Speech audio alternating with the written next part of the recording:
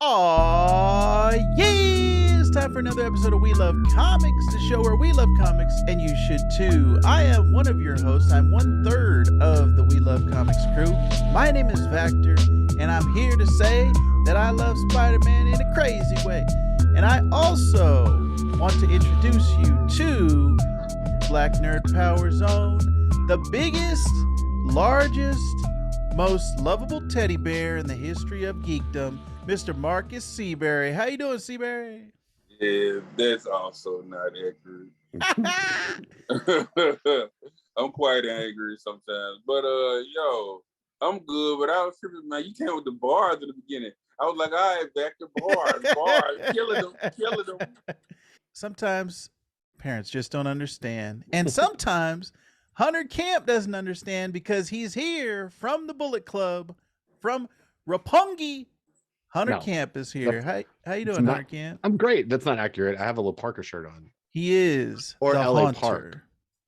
That's LA right. Park. Yes. Hunter Camp from Twitch. Jackson, Mississippi. TV/Haunter Camp. I am Hunter Camp. Hunter Camp. Not yet. Just what I said.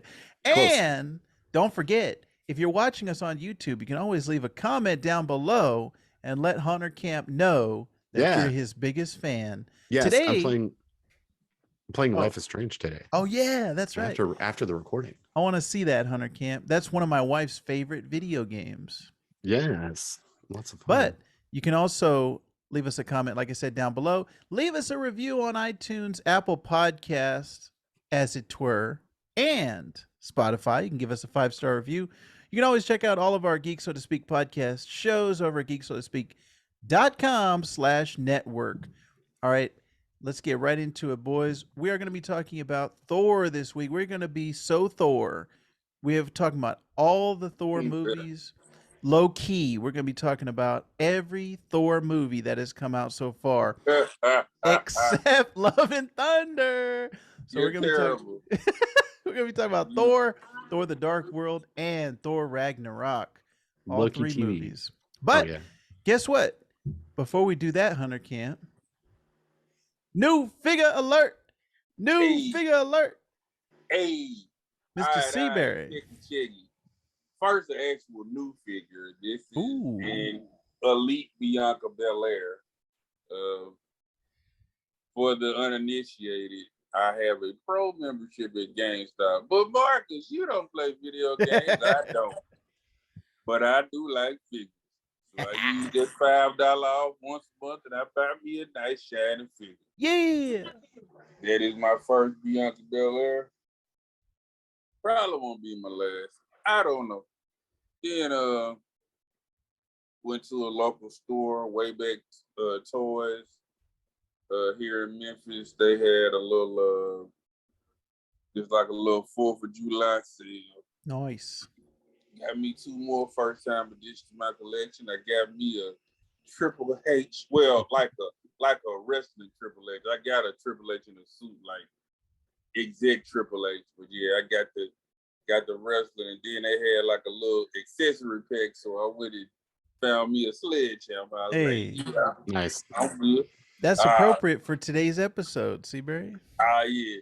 And then I got this blast from the past from the 1999 Toy Biz line. I got DDP. a Diamond Dallas Spade. I had that one, and I have no idea where it is. How much did you pay for that one? You know, I met DDP at a mall in Jackson, Mississippi, and he was a jerk. What? But I think he's a nice guy now. But at the time, like, this was like when he was riding high on Nitro. Oh. And he was like, I went to go get my picture taken and try to get an autograph, and he was, you know, wrestlers are carnies though, so like that's the thing. So he was like, "No, you got to pay for that," and I was like, "Oh well, okay. Well, it was nice meeting you, Mr. Page." And I was like, "Okay," but that's what wrestlers are like sometimes. They just like, if you want a picture, that's cool, but if you want an autograph on something, you got to pay for that too. You got to pay for both. And if I sign more than one thing, that's an extra $40. Based on the videos I've seen of Matt Cardona at different events, I was like, I was like, yeah, their pricing sounds about right. Yeah. I mean, it is what it is. Also, I like your Bianca Belair a lot. I love Bianca Belair. She's like the reason to watch WWE. What you said. Oh yeah, nice. See, very nice. And Mr. Hunter Camp, what do you got That's for it. us? So this is an all wrestling themed figure alert, new figure alert. For us, I don't know about Trent. I'm gonna figure anything. But the first on the map is Thunder Rosa's first AEW figure, Oh, which I love. Thunder Rosa, I think she's the best. She's very cool. Current AEW Women's Champion, who is not AEW champion yet, but should be. It is Eddie Kingston, hey. Yes. my guy, who is just amazing. Like he's one of the weirdest guys, but he's so cool. New Orleans is his own Ricky Starks, Okay. Tony's and little brother. yeah, that's right. Starks, though. It's got to, and possibly the best figure of this line. I skipped Brian Cage because we've got Powerhouse Hobbs. Oh, I haven't seen the Powerhouse. Yeah, it's so cool, dude. Okay, It's I'm gonna have to so cool. Yes. And at Target, they had, it's over now, but for the 4th of July, they had a sale. And all of those figures were $9 a piece. Nice. Oh, yeah, I saw that, but I didn't buy none. I should have bought that Nyla Rose. I'm kicking myself. Oh, yeah, I've got a Nyla. Yeah, Nyla's cool too. Very nice, Hunter Camp. Yes, but that's all it. right. Let's get into our Thor retrospective, boys. Starting with the very first Thor film. We got to go all the way back, boys. 11 years to 2011. And did you know Sam Raimi himself, the director of Multiverse of Madness and the Tobey Maguire Spider-Man films, first developed the concept of a film adaptation based on Thor in 1991. Oh, is that the one we're going back to? Can you believe it? But this was actually only because like around the same time that was going on, there was a big hullabaloo like, ooh, James Cameron might direct the Spider-Man film. Yeah. And I was, man, back then I was hoping against hope for John Cusack as Peter Parker / Spider-Man. Oh, dang. At the time, that actually could work. Yeah, it's weird to think about it now, but yeah, but like in my mind, I was like, it's got to be John Cusack, man. Like, that's the guy. Dang. But yeah, man, it's crazy, man. You know, cause like I think one of the main reasons I keep, well, not the only reason, one of the main reasons I kind of keep watching a lot of MCU stuff is just like, yeah, it doesn't always come off the way I want it to, but then I think of like all the crappy stuff that I sat through as a Marvel zombie, like, you know, Return of the Incredible Hulk and Eric Kramer as Death Thor, who like lived in Donald Blake's helmet like some barbarian genie. Yeah, I was gonna bring that up. I was gonna bring it up in a more like, I guess, like lighter way. I actually was like, I liked them in a way that was more like, it wasn't because I didn't watch them when they came out. I watched them when like the Incredible Hulk movie came out, like the first one, because they did those re-releases on DVD. And I was like, them suckers in real time. Yeah, like live broadcast. I can see, like, I think that's why we're probably gonna have different like perspectives on those, just because like I thought that they were like charming in their not goodness. And as opposed to they had a charm to them, but I'm just saying, like, when you look back, you be like, wow, so that's the best we can do at 88. right, not bad. I had those on VHS. I think they released a movie where they combined the two. But those were actually favorites of mine because back then it was a drought for superhero stuff. It was like I was taking anything I could get for live action stuff. But this movie was actually, if you can believe it, this was way back when the MCU was very new. This was the 4th film in the MCU. And I was kind of hesitant when this first Thor movie came out. When it was announced, you know, it was supposed to come out in 2010 and then it got pushed back. What did you guys think about the first Thor? Let's start off, Mr. Marcus Seabear. What did you think about the first Thor movie? Gotta be honest, I kind of liked it more than Captain America, the First Avenger. I know people gonna cry foul, like, dude, I don't know. The 40s, which I loved when I watched like The Rocketeer, the movie theater when I was like 14, 15. and lost his luster for me in the 30s. I was like, will you freeze this guy already? But then, uh, but I mean, it was cool. And then this one came, and like, by this point, we had all knew, like, oh, so this setting up the Avengers initiative. And I dug it, man. I felt like Chris Hemsworth did his thing. Tom Hiddleston, The cast is Oh, the fantastic in cast this. is great. From Anthony Hopkins to Renee Russo, Idris yes. Elba, Kat Dennings, like you said, Tom Hiddleston, Natalie Portman. Yeah, we love Natalie Portman. So all of these people coming together, and this was like our first introduction to Chris Hemsworth as a star, as a leading role, because we saw him in the 2009 J.J. Abrams Star Trek as Kirk's dad, but this was his first like full on action star, and obviously this is what made him famous. Um, so Hunter Camp, what Yes. do you think about the first Thor? So are we doing a thing where we're saying like what was going on when we watched this, or are we saying like Both. what? I want to Okay. know your experience in the theater Yeah. and your life and your thoughts on the movie. So there's a few things, right? So like the first Thor movie is like a big deal for me because like I didn't see Iron Man in the theater, right? Ooh. Because it was coming out right when I graduated college, and like it was the same weekend. I just didn't get around to it. Oh wow.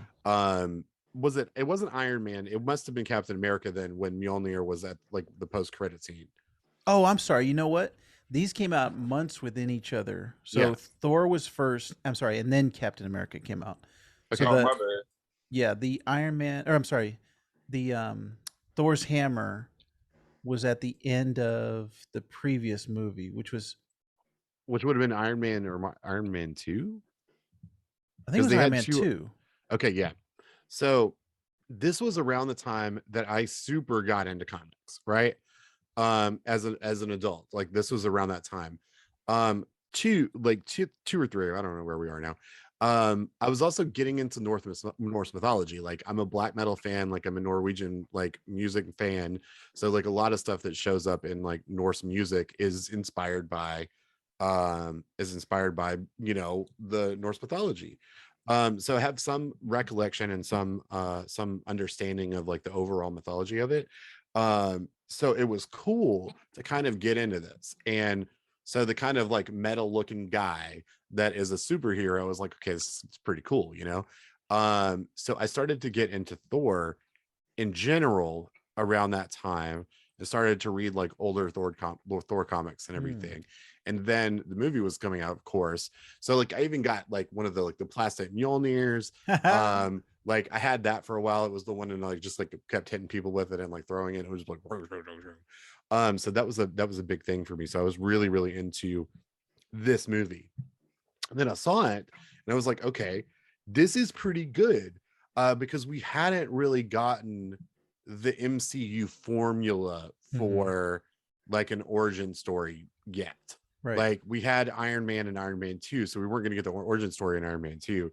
And then Iron Man's origin is a little bit different because the I Am Iron Man thing happened at the end of the first one, right? Um, so this was a breath of fresh air. This was like this the way that you like I kind of look at gods and like Norse mythology gods and Greek gods and all that stuff. I kind of look at them as aliens, right? Like, and so this is essentially like an alien that has landed on Earth, and like what's he doing? And it was funny. The action was good, but we kind of got to know the characters, and it was more like how they all interact with each other within like within this like weird time space. So the drinking in the restaurant or the diner and Yeah. throwing it down and being like more blah, blah, blah. It was so funny, it was hilarious. So all of that was really good, and really I think set the right tone for Thor, kind of like taking a lighter hearted take on Norse mythology and applying it to like a filmed version. So I think we got like a combination of comics Thor, and then the idea and the concept of, like Asgardians in general. So I thought it was really cool. Yeah. And Seabury, as the long-standing Marvel expert on our show, what was what was your Thor comics experience growing up? It was kind of middling, man. Like, I used to be a cheapo when I was little, and I'd be like, "Oh, Thor's in the Avengers. How about Avengers? I get him Yes. plus other heroes." Yes.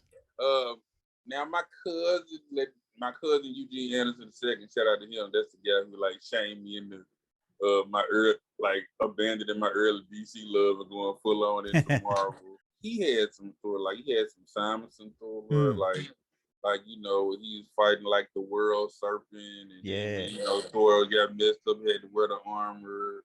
You know, you see like the little hijinks between like the Warriors 3 and like, you know, Ballstag, the Enormous, and his wife and all their kids. So like honestly, I just didn't buy a whole lot of Thor. Like Thor was another one of them guys. Like I would tend to get Thor issues in that little assorted pack of comics I would get around Christmas from the Sears Wish book.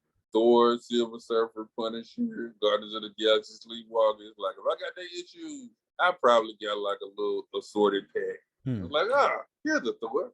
But like I would kind of keep, I guess, slightly abreast of what was going on in Avengers. Now, I do remember buying the Thor disassembled issues in 2004. Like that shut Thor down for a minute. Like, you know, Thor wasn't in comics. I guess they kind of had like a Ragnarok or something. Like, Yeah, that's who was in Civil War. Thor robot Ragnarok who kills Black alive. I'm still mad at Mom for it. I'm like, how did that go? Non-POC C-list and D-list characters. No, let's kill the Black one. I was just like, guys, come on, man, you're breaking my heart here. Who was writing it? Like when Asgard was in Oklahoma and all that. But I read a little bit of it. I think I read the issue where Thor whooped on Iron Man. That was my knowledge. Like I said, I was never super heavy, but you know, I've gone back and bought a few things. Like, you know, there's been some, I think they collected like a lot of Thor core stories in the book. It was like Eric Matheson, Beta Ray Bill, some future Thor, and also doing that Secret Wars crossover. There was like a Thor's book where all the Thors were kind of like cops. So I thought that was interesting. Yeah, I looked it up, Seabury. It was J. Michael Straczynski, who also has a story credit on this movie, on the first Thor movie. JMS has a story writing credit. That's what I thought it was, but I was like doubting myself, and I don't know why. But yeah, man, like, you know, so the boys just been some uncountable world here and there when he shows up and other stuff, but I never just been really, really heavy on buying single issues. But yeah, like I said, you know, I love the character. I don't know. I kind of miss like 80s, 90s Thor though, because to use one of the Yankees phrases, he was so OP, man. Like man, vintage Thor and the black with like the light blue dots and all that, and he just like, all right, I'm gonna hit you. I'm gonna strike you with lightning. If needed, he could like open up dimensional portals. Like man, vintage Thor was just hard. Like I'm tempted to buy the Ragnarok figure, open it, which I rarely do, and just put on the Thor face. Cause like, he's so cool. That is the Thor of my childhood. And he was a god. He was all powerful, and he didn't take crap. You know, they helped depower him some. Yeah, well, and that's what was kind of cool about this movie was they took away his powers, they sent him to Earth, and then he has to kind of show his not his humanity, but kind of why he's a hero. You know, why he's worthy to use the hammer. So that's what actually was kind of great about this as an origin story. And that's something that happens in like, because like something that I want to talk about in a future episode, like that's a part of the Simonson run too, and that's something that like happens in Norse mythology, you know. So it's cool to kind of see that play out on a big screen. Yeah, and then this was also our introduction to Loki, as Seabury mentioned before, Tom Hiddleston, and I think he just kind of stole the show for me. Like when I came out of the movie, it was Loki was the one I was thinking about and I was talking about, and that even all the way till now with the Loki show, it's like this representation of that character has stuck with us and stuck around and has become one of the most popular parts of the MCU. Mhm. So definitely Tom Hiddleston's performance, like I said, kind of stole the show for me. But yeah, like we talked about, all of the cast was great. Everybody is doing their thing. Kenneth Branagh, Yeah. Seabury, Yeah. is the director of this film, and that was also something that was kind of surprising to everybody. Dude, that felt like, I don't know. I just felt the gravitas of like Kenneth Branagh, Yeah. the director. Like they're not playing around, man. You know, they put out the big gun. You know, a guy who's acted and directed in Shakespearean projects. So like, Which is perfect for Thor. Yeah, yeah, absolutely. I just felt it. I was like,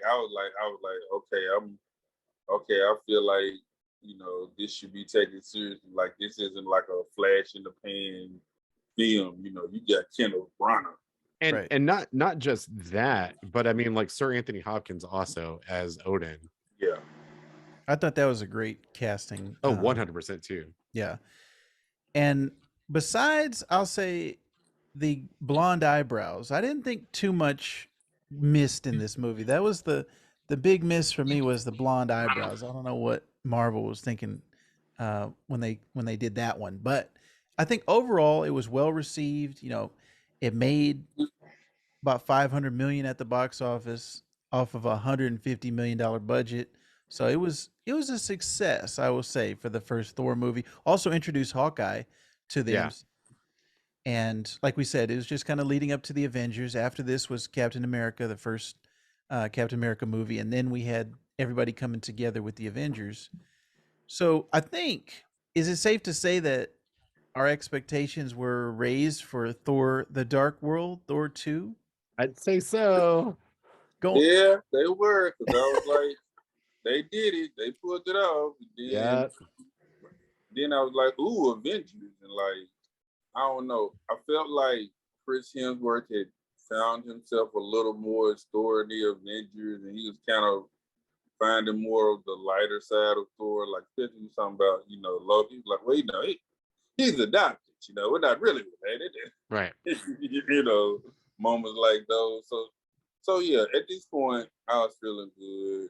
I probably didn't feel good once I found out Kenneth Branagh was not coming back for Thor 2: The Dark World. That probably took a little bit of the wind out of my sails. I was like, Yeah. uh-oh. Yeah. So we bring in Alan Taylor to direct Thor: The Dark World, which came out in 2013. I can't believe it. That's actually the year that I met my wife. But I did not see this movie with her. I don't think. I'm trying to think, because I have very little memories of Thor: The Dark World. I have tried to Yeah. repress a lot of the memories of Yeah. Thor: The Dark World. Yeah. Besides the Incredible Hulk, this is my least favorite MCU Yeah. movie. 100%. It if I remember correctly, they did reshoots for it too, right? Like That extensive sounds that reshoots. sounds about right. Yeah. And I think whenever I heard that, I was like, we'll see.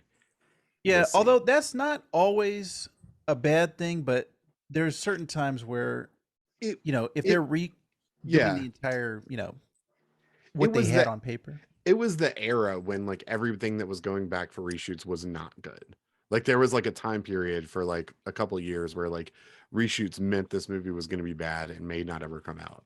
Apparently, Alan Taylor wanted the film to be more grounded than Thor, Yeah, that makes sense. inspired by his work on Game of Thrones. And this one also saw Natalie Portman returning, Anthony Hopkins, Idris Elba. A lot of the core guys came back, Kat Dennings. But Shazam himself replaced one of the Warriors 3, Zachary Levi. Came Oh yeah, he in. played Sandro the Dash. Yeah, Sandro was always like the smooth playboy.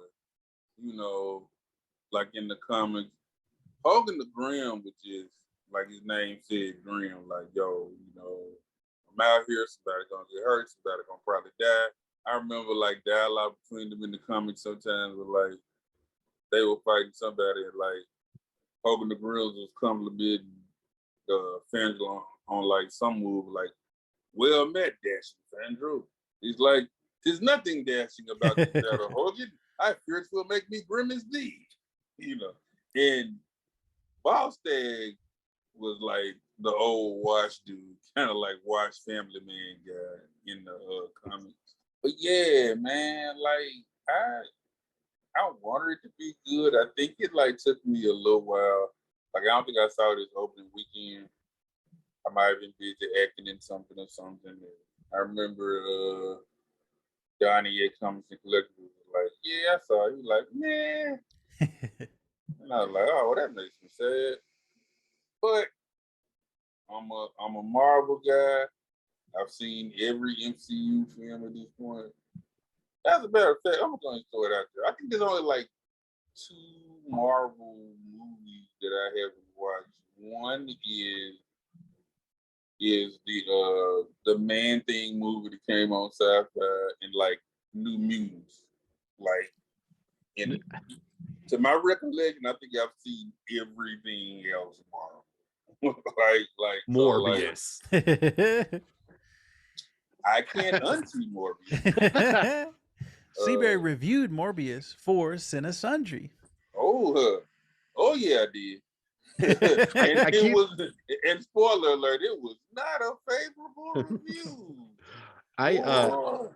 I kept joking about wanting to see Morbius, and like part of me kind of does want to see it, but I still haven't seen it. Like I was joking, like, yeah, I'm going the second release of it. I'm definitely doing that. And like, hey, and like I'll be in group chats and like everybody, hey guys, it's Morbius time. Let's do this. And like send each other like news of it. It's like, yeah, let's go. And then they're like, dude, I hate you so much. I'm like, it's fine. Hunter, do not risk any potential COVIDing to see. Of course, right? Yeah, see no, I'm not. I'm probably not gonna watch it at all. Like, I'm probably never gonna watch it.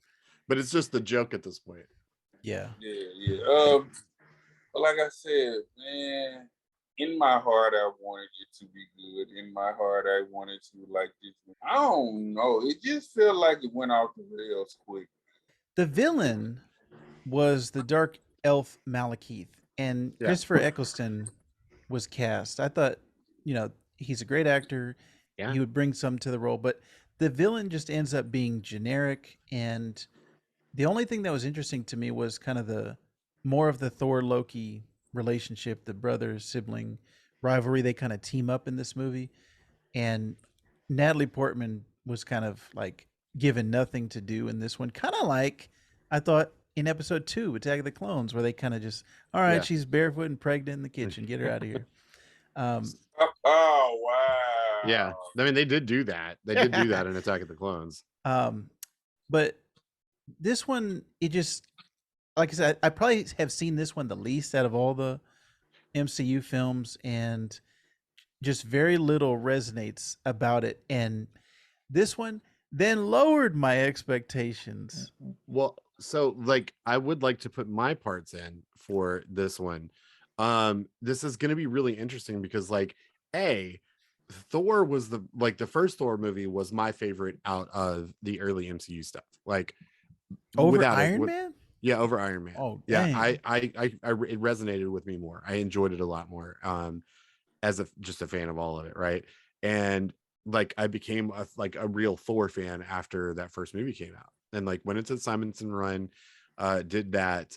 Have kept waiting for Beta Ray Bill since then, but when this movie came out, I'm gonna tell you quite honestly, I have literally no recollection of this movie whatsoever.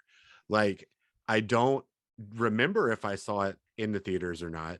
I know I was seeing the Marvel movies in the theaters when they came out, but I don't know if I saw this movie in the theaters. I have tried to watch this movie at least 8 times, and I have fallen asleep every single time. Like there's no hope for me in the dark world. Like it took me a minute to see it, which was uncharacteristic for me. Because like I'm the fool that saw Avengers like day 2, maybe that Saturday, even though I was living with my brother and he had the bootleg, and I came in on like my brother's girlfriend, now wife, watched it, and I had to excuse myself and be like, no, Mark. No, I will watch this. I will pay for this movie. Yes, you're better than this. But like, I will pay Disney. Yeah. I mean, basically. But I was just like, dude, it just didn't work. Yeah, like my favorite part was probably like, because Loki had kind of been fronting Like he was all well put together in the prison. Then, and, you know, basically when Thor says cut the crap, and then he lets the spell go, and we see Loki's all disheveled and crazy over I guess the death of their mom, right? Yes, correct. Yeah.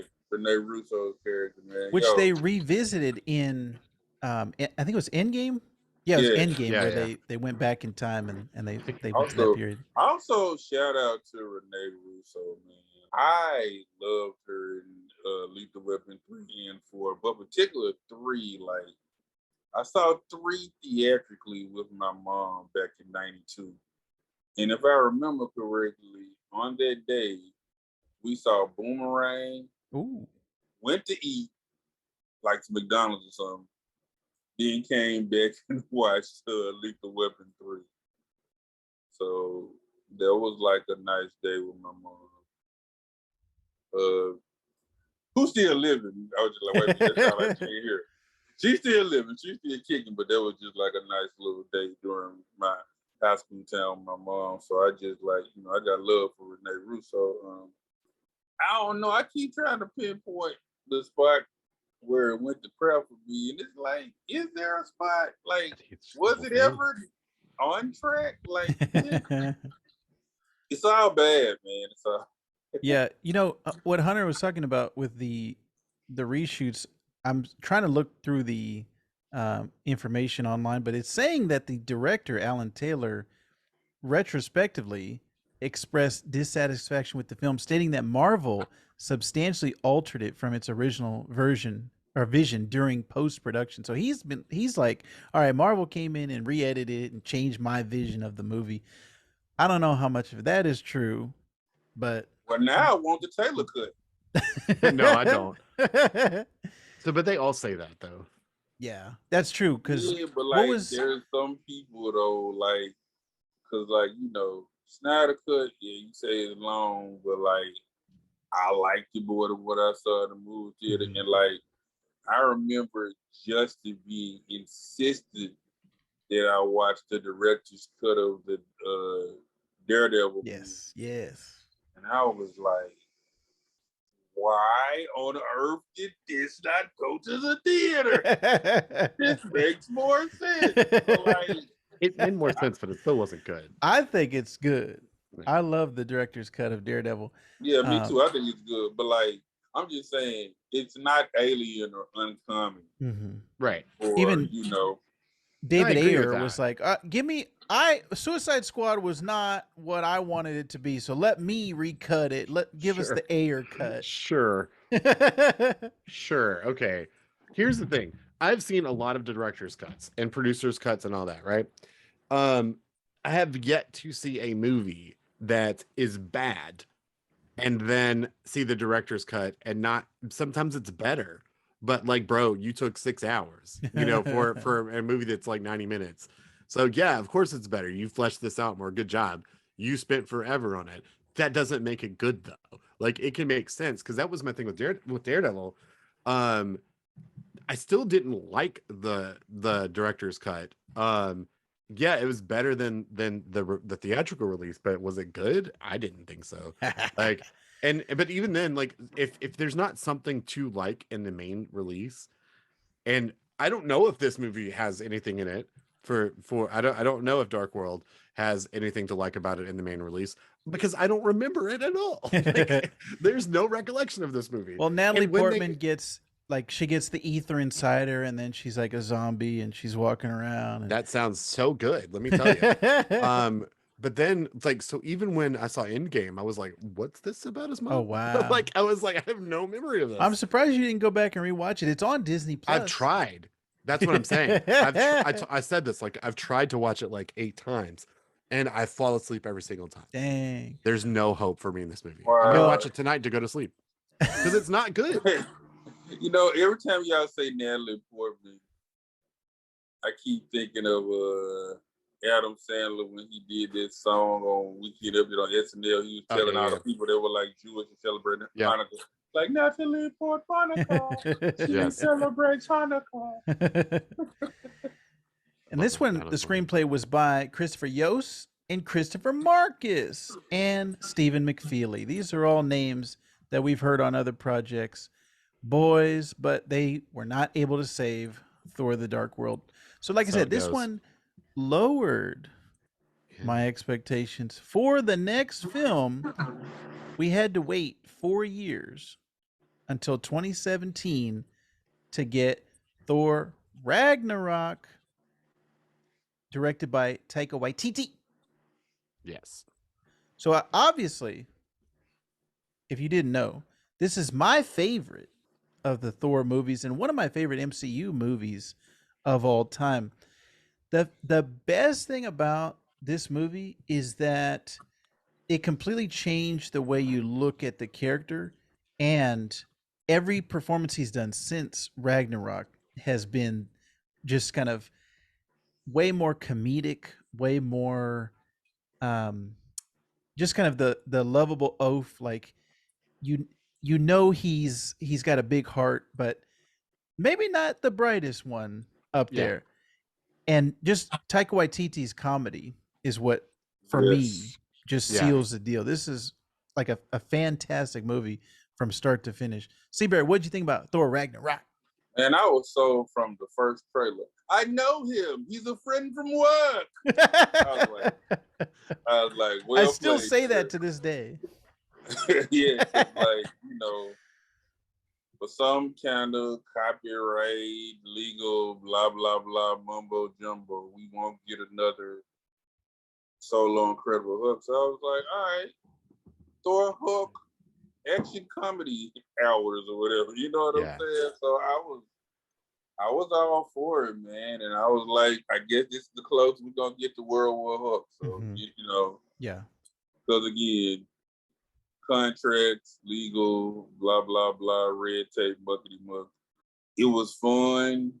It was, kind of a breath of fresh air. Cause like, although I do love the MCU, there is an air of seriousness kind of about the project as a whole. Sometimes, I mean, yes, there's comedy, but sometimes it could get like a bit too serious. And it was like, yo, this is just Thor and Banner kind of broing out.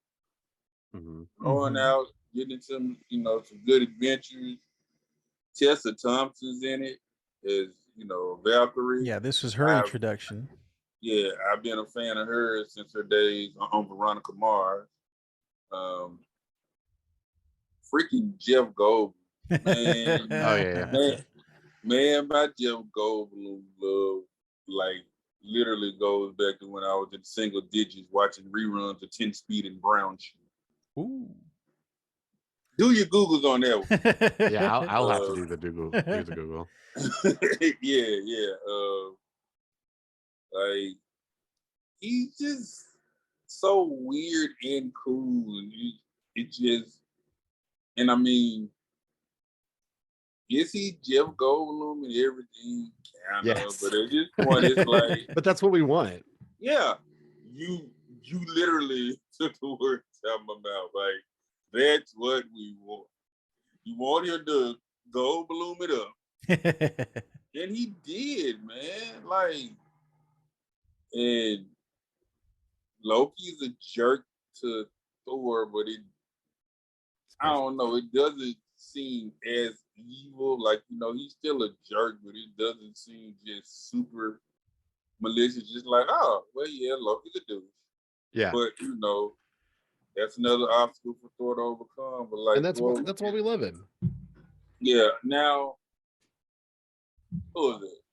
My buddy Michael Chuning of Miss Out Toy Collectors.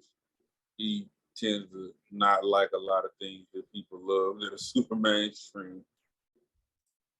He said his biggest gripe was that he said Ragnarok lasted like 5 minutes.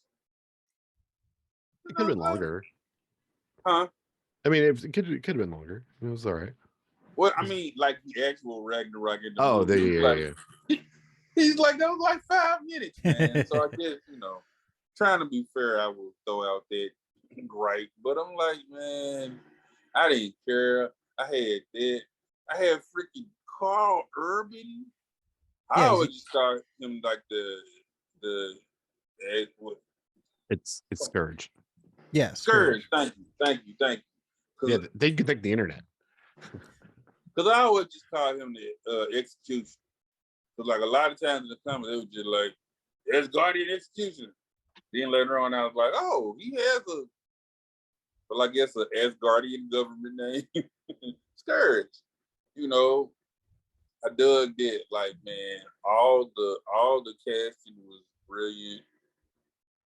Like everybody, like worked and did their thing. You know, like the young kids say, they understood the assignment, They did understand the assignment.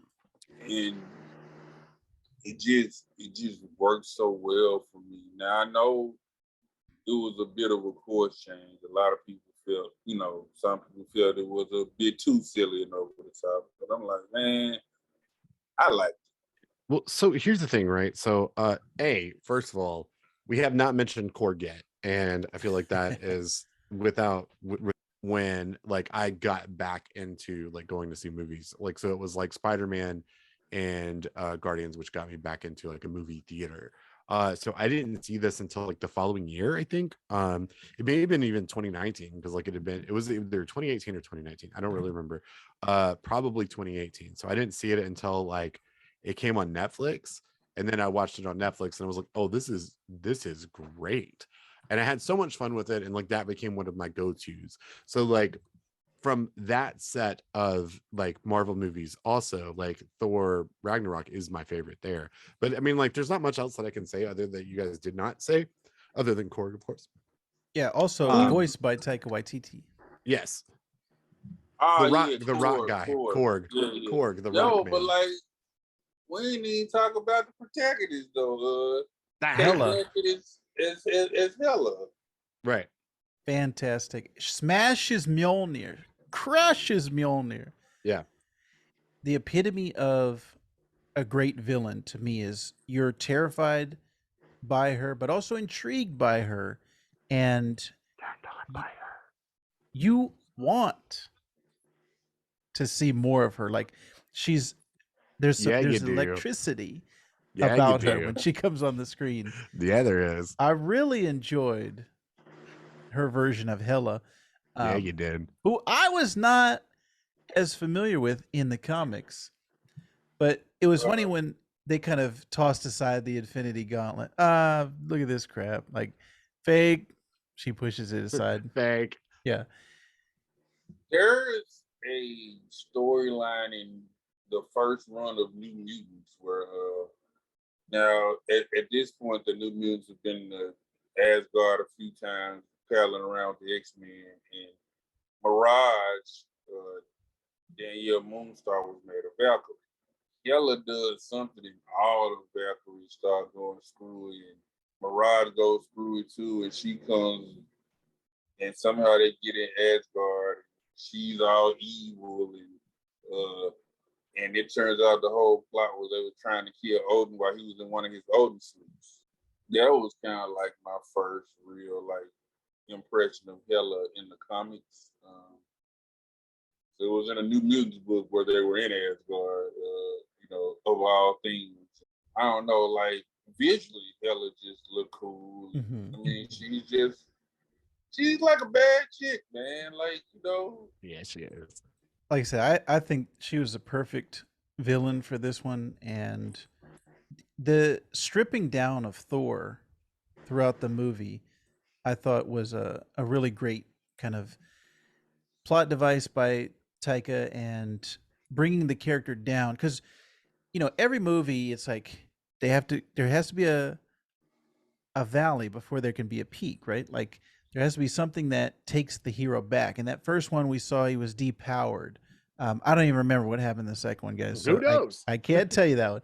But in this one, losing Mjolnir, losing an eye, getting stranded, and then finally losing Asgard at the end. But Asgard is a people, not a place, or whatever they say. All of those things, I thought, made it different than previous movies, and also were a great journey for the hero to go through. So it just, on a fundamental level, is better than the other movies that we've seen previously.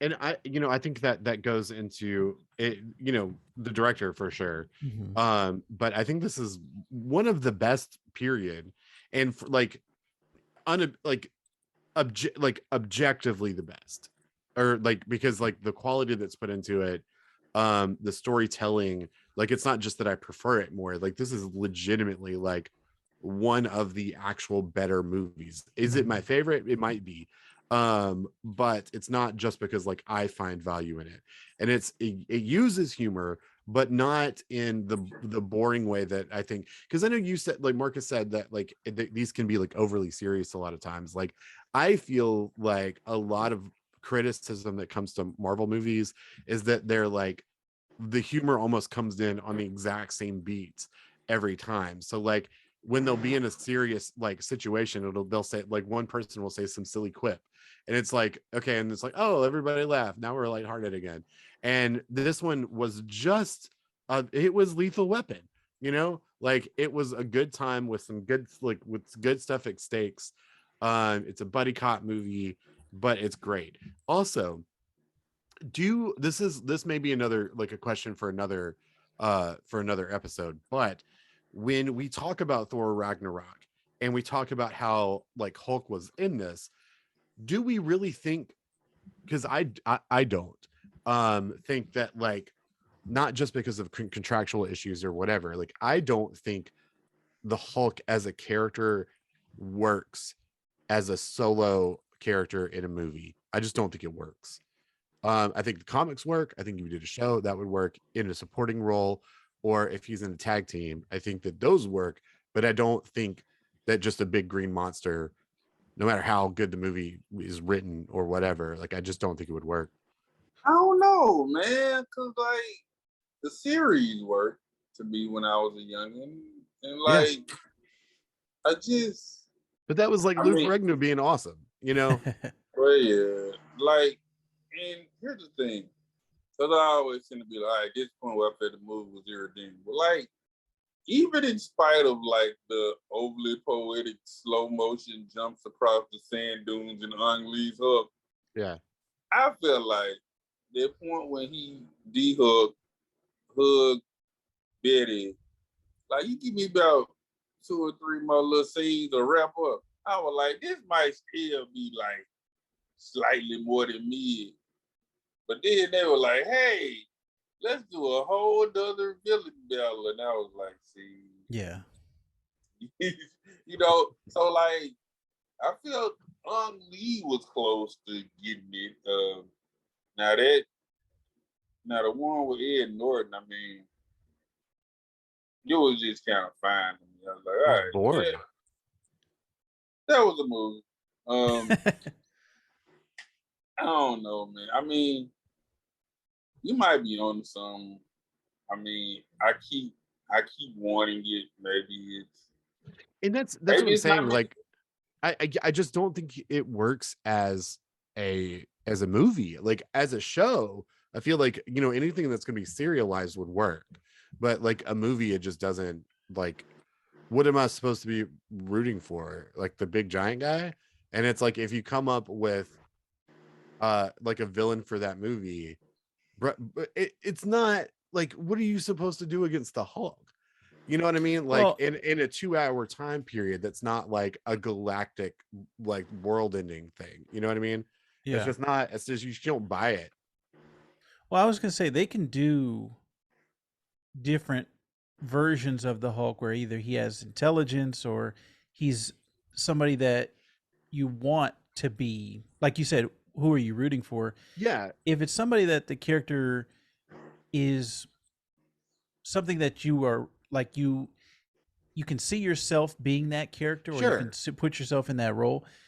We haven't seen a lot of the intelligent Hulk. Like Yeah. And so yeah, I think there's room there for some type of I don't want to say that it's the character. I want to say there just hasn't been a good story yet for a Hulk. I think yeah, there is one, but I'm not a writer, so I couldn't write it. But I think I don't want to say it's there's never going to be a good Hulk story, but I don't know if we will ever see it in our lifetimes. yeah. So that's what I'm saying. Like, I'm not saying that you can't tell one. I'm not saying that's an impossible task.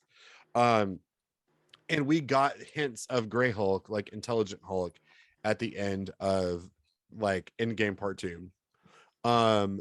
But like what I'm saying is, what's the challenge? You know, like unless it's a galactic world-ending villain, like which you kind of want the whole team for, the Hulk's gonna beat up anybody. So that's where I say like it can work because you can serialize it more and you can pace it better as a show, or a comic, because that works, right? But if you do, let's say hypothetically, you like the Red Hulk comes in and that's your story for the movie, like you don't have enough time to make that like, okay, well, like this giant villain that's coming in here that has Hulk powers, like what do we do about that? You have to immediately like get in there and be like, okay, we got a Red Hulk, let's fight, have these two fight each other, you know what I mean? And that's your movie. Well, Or it else could the even battle's going be. to be too small. It could even be. I mean, we saw it in this movie a little bit, but it Yeah. could even be the Planet Hulk storyline where he gets on a planet where everyone is the same power level as him, and so when you're all equal, it's kind of like, oh, now he's kind of like a human, and he's back to being normal. Um, but I don't know if we'll see a live action Planet Hulk Yeah. movie. And I just think that like another character balances him out. So that's why like if we do get a Hulk movie, I would expect it would to be like with another Avenger. Now Mhm. I would like to see, even though like the Avengers game was not very good, um, like Miss Marvel with the Hulk would be really interesting. That would be But good. we're talking Yeah, about too much of the Hulk. yeah. Yo, if we can bring it back to Thor, I really like the premise at the end of this movie where it was Thor and the surviving Asgardians on the ship. Yeah. Man, I could have watched the whole movie of that. I could have read a comic series about, like, I don't know, you call the ship the Asgard or something like that, or Valhalla, and just like, these are the voyages of the survivors of Asgard. Yes. I was like, yeah, this is great. But then Thanos showed up, and I was like, oh, end of that fantasy. Yes. So what do we expect out of this movie? Like this one that's coming up. What do we want? Well, there's two things. Number one, again, my expectations have been raised Yeah, they because have. of Thor Ragnarok. Taika Waititi is coming back to direct, so I have the same level of excitement as I did for Ragnarok. Number two, the storylines that they're pulling for this by Jason Aaron are two of my favorite comics of all Yeah, time, yeah. with Gore the God Butcher and Jane Foster, Mighty Thor. So I'm in my I don't want to put any. I've read some reviews. I haven't been spoiled on anything, but what I want going into it is a really good Jane Foster story and a really good Gore story. Those are the things I want out of it. To me, like I don't know what to expect out of this movie as far as like anything specific. I expect a good time. And I expect it to feel like Ragnarok and Guardians of the Galaxy. Like that's what I expect out of Yeah, it. and that's what I was expecting from when he went off with the Guardians. I thought we were going to get a movie of them together, I thought that's but what this was. yeah, that's what originally when I was first hearing rumors about it, that's what I thought it was going to be. So that's But not what this is. no, not Ah. yeah. Taika has a writing credit on this one. He did not have one on Ragnarok, so he's going to be directing and writing this one. So it should be more of his stamp on it, theoretically. How about Seabury? What you expect? And Christian Bale's a nutcase, and he's talented. Yeah. Both things are true. So, Yeah, I do love Christian Bale so much. So, I feel like, I want to see him get busy as Gore the God Butcher. I like the witty banter between Natalie Portman and Tessa Thompson. Mhm. And isn't Russell Crowe in this too? Yes, he's playing Zeus. Yeah, so like, Zeus. yeah. Sorry. So again, it's like a solid cast, and seems like it's gonna be a good time, man. Like,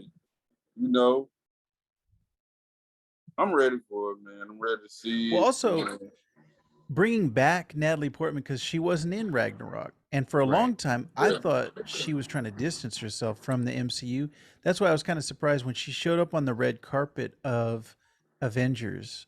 I think it was Endgame because that was the one, yeah, where they went back to the Dark World. So I was like, oh, maybe she doesn't hate Marvel. And then they announced she was going to be in, and she came out at Comic Con with Mjolnir.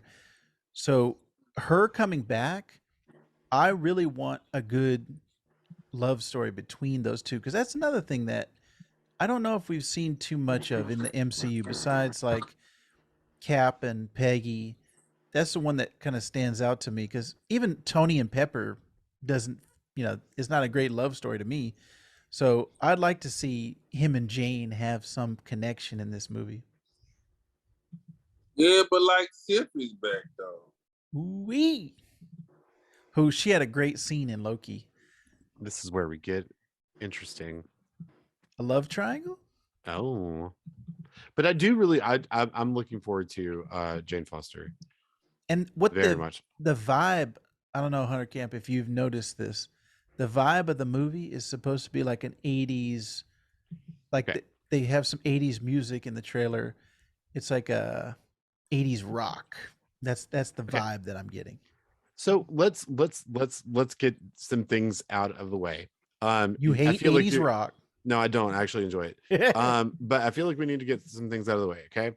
So I think Trent is almost trying to like just mess with me a little bit because he knows how bad I am at paying attention to like movies and stuff, and how I didn't even know that the movie was coming out this weekend because I'm very terrible at paying attention to anything.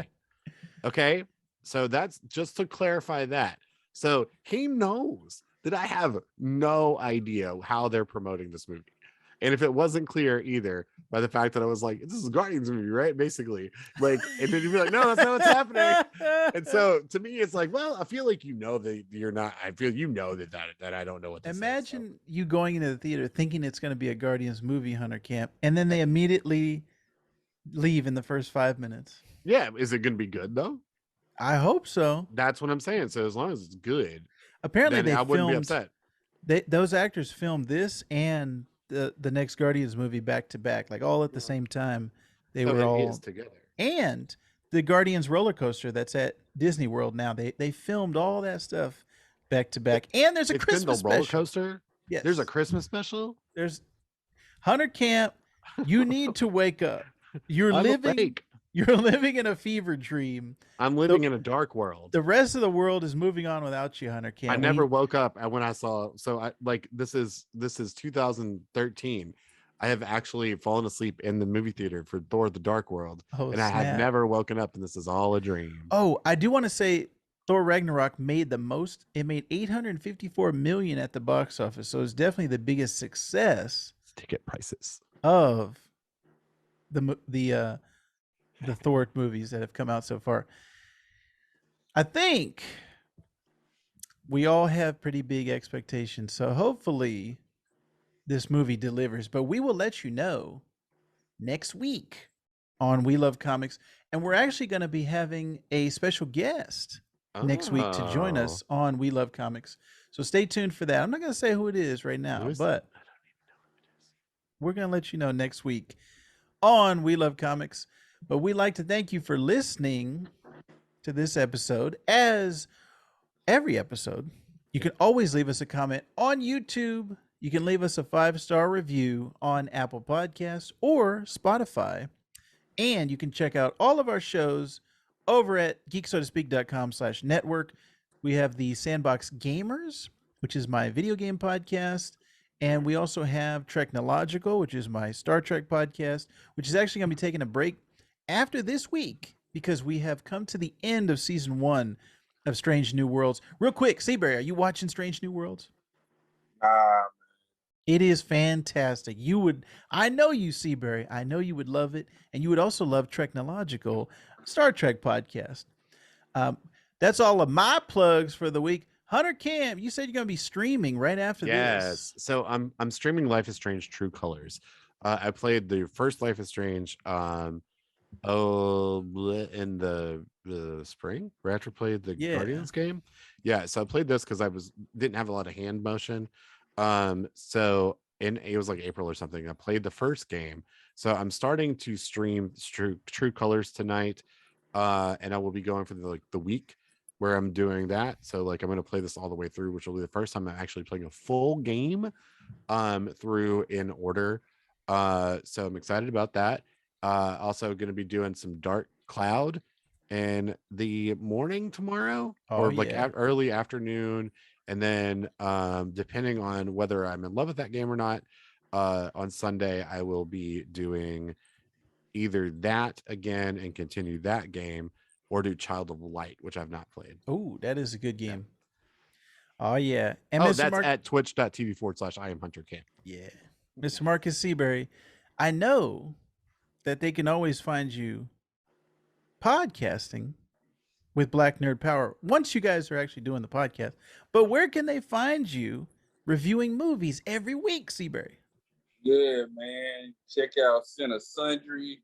I do that in conjunction with On Location Memphis. That is an organization that promotes, music and movies. You can find Center Sundry on the On Location Memphis YouTube channel or the On Location Memphis Facebook page. Let's see, they just dropped my review of the Amazon Prime film Emergency. I liked it. R.J. Seiler, a lot of people know him as the Blue Ranger in the Power Ranger movie, but he's done other stuff, John. He's in that.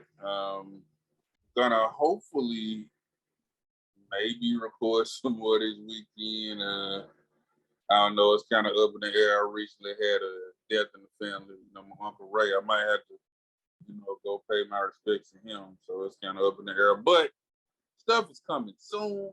And of course, I always go to the Kazuki app to hear past episodes of Black Nerd Power. And also, I think we, might be sticking our head out the ground like Puxatawny Field in a minute.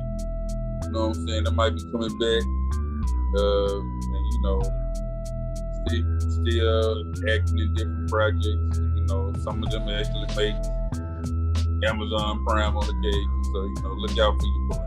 Nice, Seabury. Well, because Hunter Camp always forgets, I'm going to tell you that this show is called We Love Comics, and you should too. I got it. I did it.